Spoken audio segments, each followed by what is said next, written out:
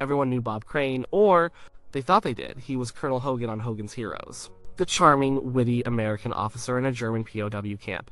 He was always one step ahead of the Germans. He was a hero, he was funny, he was the guy you'd want on your side. The show was a huge hit in the 1960s. It made Bob Crane a star. He had a wife and kids. He lived in a nice house. He was the image of success, the all-American guy. But that was the man on television. The real Bob Crane was a different story, and that story ended in a small apartment in Scottsdale, Arizona. It ended with blood on the walls and a question that still hangs in the air decades later. Who killed Bob Crane? To understand his death, you have to understand his life. Not the one on TV, but the one he lived when the cameras were off. It was a life of secrets, a life of obsession. Crane didn't start out as an actor, he was a drummer. A very good one. He played in orchestras and bands, but he found his voice in radio. He was a popular morning DJ in Los Angeles. He was funny and quick. People loved him. He interviewed big stars like Marilyn Monroe and Frank Sinatra. He was a big deal in the radio world. Acting came later. He got a part on the Donna Reed show. That led to other roles. And then came Hogan's Heroes. It was the role of a lifetime. It made him famous all over the world. The show ran for 6 seasons. It was a golden time for Crane.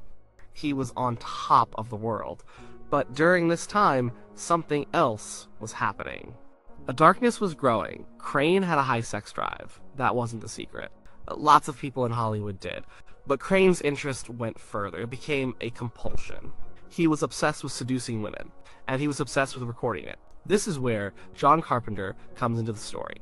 Carpenter was not an actor or a Hollywood guy. He was a sales manager for a video electronics company. He knew all about the new technology. VCRs and video cameras were new and expensive back then. They were not something people had in their homes. Carpenter was an expert.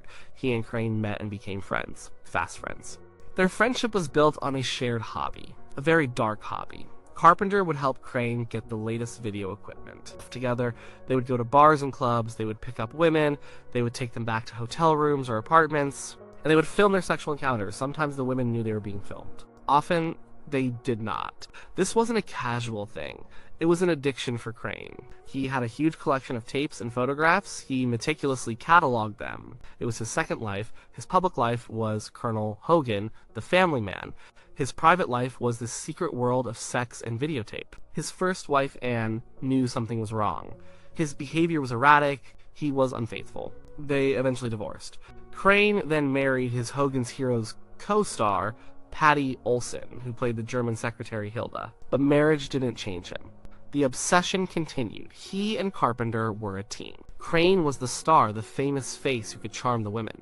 Carpenter was the tech guy, the friend, the wingman. They were inseparable. But then, Hogan's Heroes was canceled in 1971, and Bob Crane's career hit a wall. He was Colonel Hogan. Nobody could see him as anything else. He was typecast. He struggled to find work. The big movie roles never came. The TV offers dried up. He was a star, but his star was fading. He ended up doing dinner theater. It was a step down from network television. A big step down. He traveled from city to city, performing in a light comedy called Beginner's Luck. It paid the bills, but it was a grind. He was living in motels and rented apartments. He was away from his family, and this life on the road gave him even more freedom to pursue his obsession. He and Carpenter were still friends, but the dynamic was changing. Crane was no longer the big TV star. He was a guy playing in small theaters, and maybe the friendship was getting strained. Some people said Crane was trying to pull away from Carpenter. He felt Carpenter was a bad influence, or maybe just a leech. Crane was talking about ending their friendship. This is important. It's a possible motive. Rejection can make people do crazy things. In June 1978, Crane was in Scottsdale, Arizona, performing in Beginner's Luck. He was staying at the Winnebago Motor Inn Apartments. It was a pretty standard place. Nothing fancy. John Carpenter flew in to visit him. They spent time together. They went out to dinner on the night of June 28th. They were seen together. Everything seemed normal. Carpenter flew back to Los Angeles the next morning. Later that day, on June 29th, Crane was supposed to meet his co-star, Victoria Berry, for lunch. He never showed up. She got worried. She went to his apartment. She knocked, but there was no answer. She got the manager to open the door. The scene inside was brutal. Bob Crane was dead in his bed. He had been bludgeoned to death. An electrical cord was tied around his neck, but that wasn't what killed him. The cause of death was blunt force trauma to the head. He had been hit at least twice with a heavy object. It was a violent personal attack, there was no sign of forced entry, nothing was stolen. Whoever did this, Crane likely knew them, he had let them into his apartment. The police started investigating. They soon learned about Crane's secret life. They found his video equipment, they found his collection of tapes and photos. The public image of Colonel Hogan was shattered forever. The investigation quickly focused on one man, John Carpenter. He was the last person known to have seen Crane alive. He and Crane had a complicated friendship. And there was that rumor that Crane wanted to end it. Did they have a fight? Did Carpenter snap? It was a plausible theory. The police questioned Carpenter. He denied everything. He said he left Crane's apartment around 11 p.m. and went back to his own hotel. He said he flew home the next morning as planned. The police searched Carpenter's rental car. It was a white Chrysler Cordoba, and inside, on the passenger door, they found blood smears. Small smears, but they were there.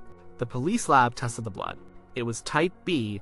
Bob Crane's blood type was type B. This seemed like a huge break. But there was a problem. John Carpenter's blood type was also B. And in 1978, forensic science was not what it is today. They couldn't do DNA testing. All they could say was that the blood was consistent with Crane's. They couldn't prove it was his, but there was another piece of evidence. A detective noticed something else in the car. A small piece of what looked like human tissue. Brain tissue. It was found on the inside of the car door. The police photographed it. But then, in a stunning example of poor police work, the tissue sample itself was lost. All they had was the photograph.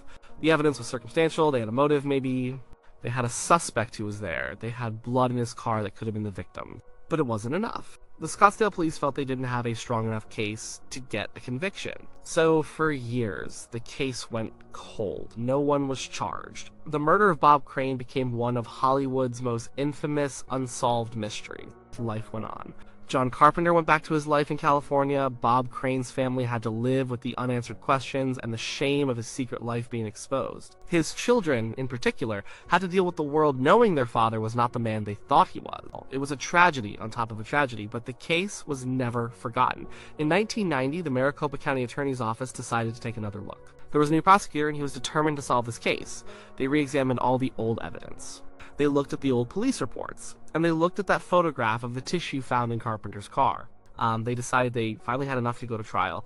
In 1992, 14 years after the murder, John Carpenter was arrested and charged with killing Bob Crane. The trial began in 1994. It was a media sensation. The story of the clean-cut TV star and his dark secret life was told all over again. The prosecution's case rested on a few key points. They argued that Crane was about to end his friendship with Carpenter. This rejection, they said, was the motive. They presented the evidence of the blood in the rental car, and their star piece of evidence was the photograph of the brain tissue.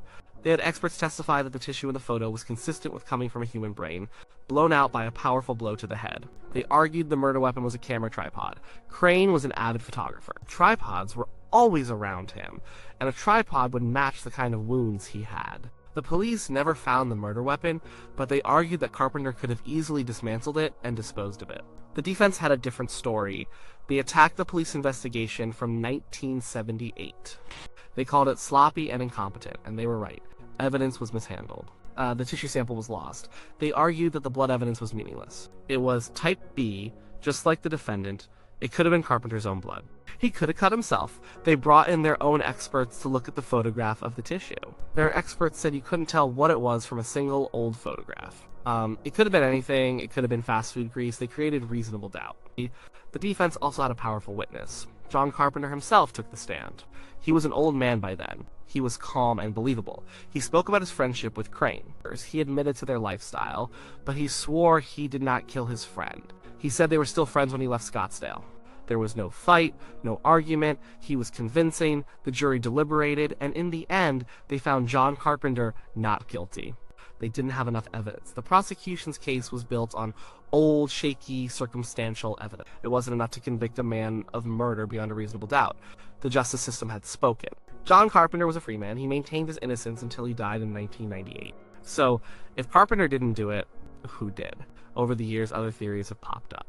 Maybe he was a jealous husband or boyfriend of one of the women Crane had been with. This seems unlikely. Crane was usually careful. He often didn't even know the last names of the women. It would have been hard for someone to track him down.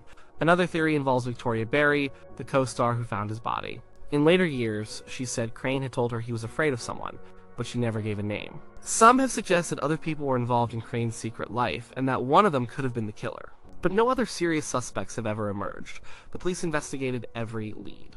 and every lead always came back to one person, John Carpenter. Most people who have studied the case believe Carpenter did it. The Scottsdale police believed he did it. The Maricopa County prosecutor believed he did it. Even Bob Crane's own son, Robert Crane Jr., wrote a book in which he concluded that Carpenter was the killer. The evidence, though circumstantial, all pointed in his direction. He had the opportunity. He had a plausible motive. And he had blood in his car that could have been Crane's. It's the simplest explanation, but believing something and proving it in a court of law are two different things. And the state of Arizona could not prove it. The story doesn't quite end there. There is a modern twist. In 2016, a TV reporter named John Hook decided to reinvestigate the case for a new series. He managed to get access to the old evidence, including the blood samples taken from Carpenter's rental car back in 1978. With permission from Crane's son, he had the samples sent to a modern, high-tech DNA lab. This was the chance to finally get a definitive answer. Could modern science solve the mystery that 1970s forensics could not? The lab technicians went to work. They used the latest techniques to try to extract a DNA profile from the degraded 38-year-old blood samples. The results were highly anticipated. This could be it, the final piece of the puzzle. But the answer was not what anyone expected. The lab was able to find DNA, but it was not a match for Bob Crane. It wasn't a match for John Carpenter either. They found a complete DNA profile of an unknown male. So what does this mean? Does it clear John Carpenter? Not necessarily. It's possible the blood sample was contaminated over the decades. It could have been contaminated in the original police lab, or during storage, or at any point along the way. It's also possible that the blood sample tested was not the only blood in the car. Maybe they tested the wrong spot, or maybe, just maybe, there was another person involved. Another person whose DNA was now on file. The result just added another layer of mystery to an already confusing case. It didn't solve anything. It just deepened the doubt. The unknown DNA profile has never been matched to anyone in any criminal database. It remains a ghost in the machine. And so we are left where we started, in a small apartment in Scottsdale with a dead TV star and a question. Who killed Bob Crane? The legal answer is no one. The man accused was found not guilty. The real answer is probably buried with John Carpenter. He is the most likely suspect. The evidence, the motive, the opportunity, it all points to him. The acquittal doesn't mean he was innocent. It just means the prosecution couldn't prove he was guilty. The story of Bob Crane is a cautionary tale. It's a story about the difference between a public image and a private reality. He was a man who seemed to have it all. A loving family, a hit TV show, fame, and money. But he was also a man with a dark addiction, an addiction that led him down a dangerous path. It destroyed his marriages, it stalled his career, and in the end, it likely got him killed. He was not Colonel Hogan. He was a flawed, complicated human being. His obsession with sex and recording it put him in contact with countless strangers. It created a life filled with risk and secrets, and one of those secrets, or one of those people, caught up with him in that Scottsdale apartment. The murder weapon was never found. The key physical evidence was lost or inconclusive. The only person who likely knew the truth took that truth to his grave.